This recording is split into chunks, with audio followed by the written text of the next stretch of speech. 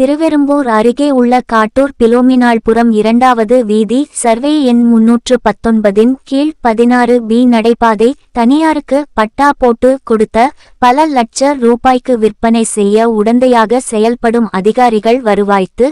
ரை பத்திர பதிவுத்துறை அதிகாரிகளை மீது நடவடிக்கை எடுக்க கோரி போலி பட்டாவை ரத்து செய்ய கோரியும் பாதையை மீட்டு தார் சாலை அமைத்து தரக்கூறியும் காட்டூரில் உள்ள கிராம நிர்வாக அலுவலகம் முன்பு மார்க்சிஸ்ட் கம்யூனிஸ்ட் கட்சி சார்பில் கண்டன கோஷங்கள் இருப்பினும் காத்திருப்பு போராட்டம் நடைபெற்றது.